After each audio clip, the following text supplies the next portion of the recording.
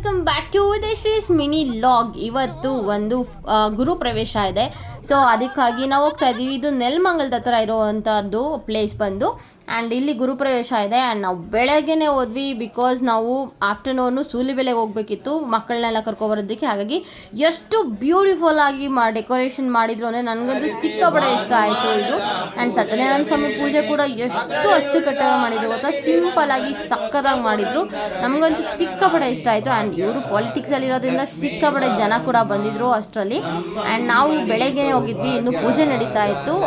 Last ಮಹಾಮಂಗಳಾರತಿ ಇತ್ತು. So ಎಲ್ಲರೂ ಅರ್ಶಿನ ಕುಂಕುಮ ಇಟ್ಟು ಆ್ಯಂಡ್ ಅಕ್ಷತೆ ಹಾಕಿ ಆಶೀರ್ವಾದ ಮಾಡ್ತಾಯಿದ್ರು. ಆ್ಯಂಡ್ ಹಾಗೆ ನಾವು ತಿಂಡಿಗೆ ಹೋದ್ವಿ. ತಿಂಡಿ ಟೈಮ್ ಆಗಿರೋದ್ರಿಂದ ತಿಂಡಿ ಕೊಟ್ಟರು. ಮಲ್ಲಿಗೆ ಇಡ್ಲಿ ಮತ್ತು ರಸಮಲಾಯಿ ಆ್ಯಂಡ್ ಚಟ್ನಿ, ಸಾಗು ಮತ್ತು ಶಾವಿಗೆ ಉಪ್ಪಿಟ್ಟು ಎಲ್ಲ ಮಾಡಿದರು. ಆ್ಯಂಡ್ ಇದು ನೋಡಿ ಅವರ ದೇವರ ಮನೆಯ ಔಟ್ಲುಕ್. ಸಾಗ್ನ ಏನು ಮಾಡ್ತಾಯಿದ್ದೀನಿ ಇದನ್ನು ನೋಡಿ.